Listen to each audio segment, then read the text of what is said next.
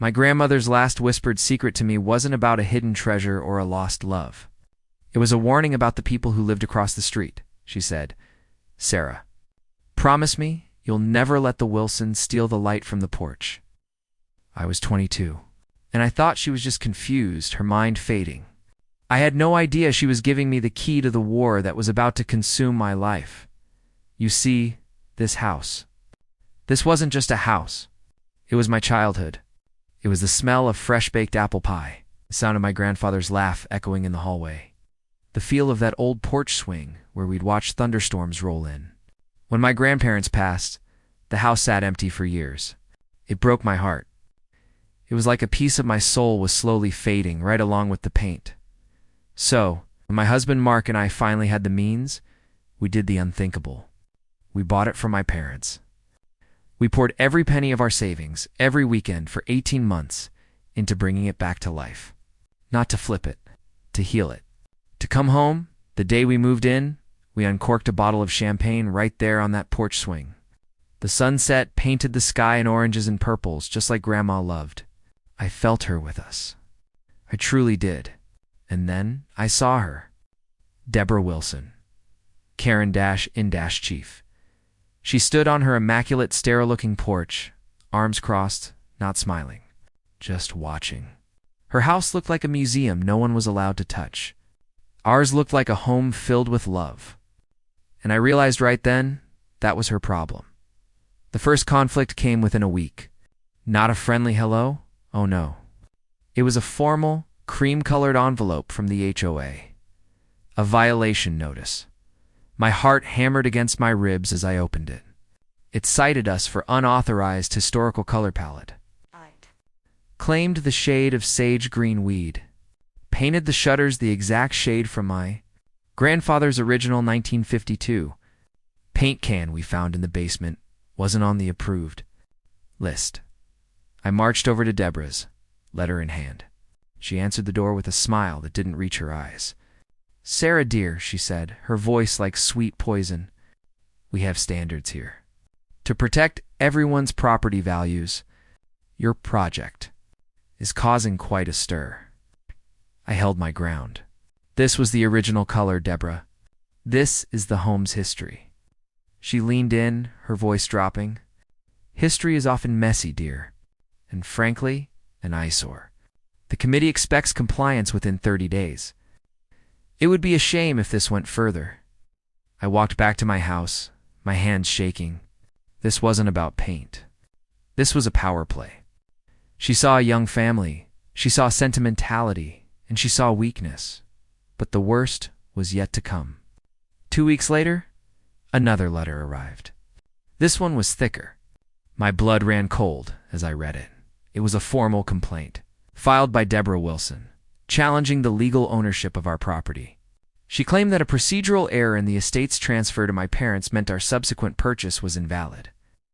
She was trying to have us evicted. She wanted to get her hands on the property, maybe for a family member, maybe just to tear it down and build some modern monstrosity. I called my parents hysterical. My dad, a man of few words, was silent for a long time. Then he said, "Sarah, that woman has been coveting that land since Mom and Dad bought it. She tried to buy it from them for pennies when Dad got sick. They refused." She never forgot. Grandma's warning wasn't about a porch light. It was about Deborah Wilson's soul.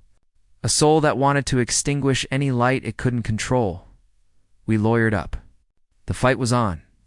But we were drowning in legal fees, and the stress was tearing my family apart. Mark and I were arguing. Our kids were feeling the tension. Deborah would host HOA socials in her backyard and pointedly not invite us. The neighborhood felt hostile. Whispers at the mailbox. Averted gazes. I felt so alone. I'd sit on that porch swing at night, in the dark, and just cry. I'd failed. I'd failed my grandparents. I'd failed my parents. I'd failed my own family. This house, which was supposed to be our sanctuary, had become a battlefield. But then, something happened. Something that changed everything. I was in the attic, looking for old photos to bolster our case, and I found my grandfather's old rusted metal toolbox. Tucked underneath a false bottom, wrapped in oilcloth, was a leather-bound journal. My grandfather's journal, and what I read on those brittle pages, it was a story not just of this house, but of this neighborhood. And it held a secret about Deborah Wilson's family that was about to blow this whole war wide open. My grandfather didn't just build this house with his hands, he built this entire neighborhood with his honor. And as I read his words, I realized the real eyesore on this street wasn't our sage green shutters. It was the foundation of lies Deborah Wilson's entire life was built on. The journal detailed how, back in 1950, my grandfather Samuel and Deborah's father-in-law, Charles Wilson, were best friends and business partners. They bought this land together, dreaming of a community where families could grow, where neighbors were like family. They had a handshake agreement, a partnership. But then Charles got greedy. He tried to secretly secure a loan, cutting my grandfather out. To take full ownership of the most valuable plots, including ours. My grandfather found out. He was devastated. But he was also a fighter. He confronted Charles. There was a huge falling out. The partnership shattered. My grandfather, with sheer grit, managed to secure his own financing and bought this single plot to build his dream home. Charles Wilson, consumed by bitterness, built his own house directly across the street. Not as a neighbor, as a rival, as a monument to his own betrayal. And the final explosive entry in the journal, the one that made my hands tremble, was about the formation of the Homeowners Association. My grandfather wrote, Charles has established a committee to control the aesthetics of the street. He calls it a Homeowners Association. I see it for what it is, his final petty revenge. A way to legally harass me and my family for all time. He has stacked it with his cronies. But I have signed the charter. I had to. And in doing so, I ensured one thing he never expected. A clause, buried on page 17, put there on my insistence, any direct descendant of a founding signatory, residing in their original property, shall hold a permanent, non-removable seat on the HOA board, veto power over any measure pertaining to the historical integrity of the neighborhood. He thought it was meaningless. I knew it was my legacy. Asterisk, I read that line over and over. A permanent seat. Veto power. Deborah Wilson, the current HOA president, was trying to evict a sitting board member with veto power. She had either forgotten this clause existed, or she never knew. Her father-in-law's shameful secret had died with him. I called my lawyer, my voice shaking with a newfound strength. We're not playing defense anymore, I said. We're taking the board back. The next HOA meeting was held in the sterile community clubhouse. We walked in, my husband and I, holding the journal and the original HOA charter we dug up from the county records. The room went silent. Deborah sat at the head of the table, a smug look on her face, clearly expecting our surrender. Ah, Sarah, she said, her voice dripping with fake sympathy. Here to finally discuss your compliance issues? No, Deborah, I said, my voice clear and steady. I'm here to claim my seat. Could have heard a pin drop. Then she laughed. A cold, cruel sound. Your seat? Darling, you don't have a seat. You have a lawsuit. I laid the charter on the table, my finger pointing directly to the clause. I slid a photocopy of my grandfather's journal entry toward her. I am Sarah Eleanor Miller, granddaughter of Samuel Miller, founding signatory of this HOA, and resident of 1414 Willow Lane, the original Miller property. By the laws your own father-in-law co-wrote, I have a permanent seat on this board. Effective immediately, the color drained from her face. She looked at the paper, then at me, her eyes wide with a mixture of shock and pure, unadulterated rage. The other board members, her loyalists, started murmuring nervously. This is a forgery. This is nonsense. She sputtered. The county clerk has authenticated the charter, my lawyer said, stepping forward. And the journal's provenance is clear. The motion to seat Mrs. Miller is not a request. It is a procedural requirement. They had no choice. They voted me in right then and there. The look on Deborah's face was priceless. It was the look of a queen who had just been checkmated by a pawn she thought she'd already captured. But a cornered animal, is a dangerous one. And Deborah Wilson was far from defeated. The harassment intensified, but now it was covert. Anonymous complaints to the city about our construction, vandalism, our mailbox was smashed. One night, someone threw a rock through our living room window. The police were sympathetic, but without proof, their hands were tied. The neighborhood was dividing into armed camps. Team Tradition us, and Team. Well, Team Deborah. The tension built for weeks, a slow-burning fuse. Then came the 4th of July. We've decided to host an old-fashioned, all-are-welcome block party, a tribute to my grandfather's original vision. We had red, white, and blue bunting on the porch, kids running with sparklers. I'd even made my grandmother's famous apple pie. Deborah watched from her window, her face a thundercloud. Our joy was her poison, and then she snapped. Too massive. Hulking men in cheap suits marched across the street, followed by a terrified-looking man with a clipboard.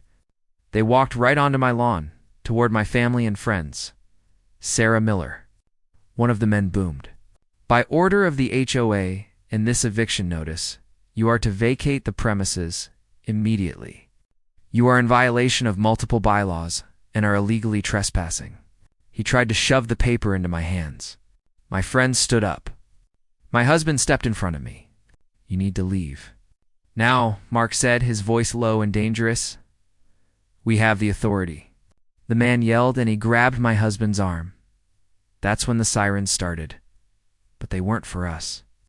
Deborah had called the police, claiming we were hosting a hostile, unlawful gathering. But what she didn't know was that I'd called them first. I'd told the chief about the ongoing harassment, the vandalism, and that I feared Deborah would try something drastic today. The police arrived to find 2 hired thugs who, turned out, were not licensed process servers, but just guys. Deborah hired from who knows where, assaulting a homeowner on his own property in front of his children. It was chaos. Kids were crying. Neighbors were filming on their phones. Deborah came sprinting across the street, screaming, "Arrest them! They're the trespassers. I am the HOA president." And in that moment, surrounded by my terrified family, with the flashing lights painting the horror on everyone's faces, I knew this was the end game. It was all going to come crashing down. For one of us, there's a special kind of silence that falls after a bomb goes off. It's not quiet.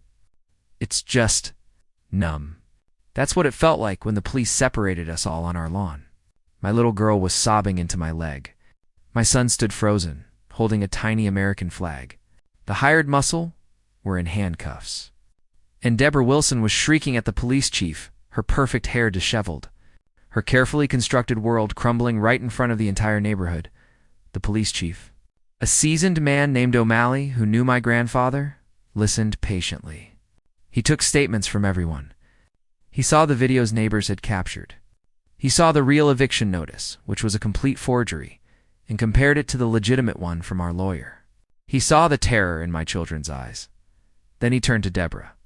"Ma'am," he said, his voice tired but firm, "you are going to need to come down to the station." The word station seemed to break her. "You can't be serious. This is my neighborhood. I am trying to uphold the standards. Look at this. This circus." She gestured wildly at our party, at the pies and the patriotic bunting, and that's when I spoke. Not loudly. But everyone heard me. "The only circus here, Deborah, is the one you created." I walked toward her, holding my grandfather's journal. I opened it to the final pages, the ones that detailed her father-in-law's betrayal.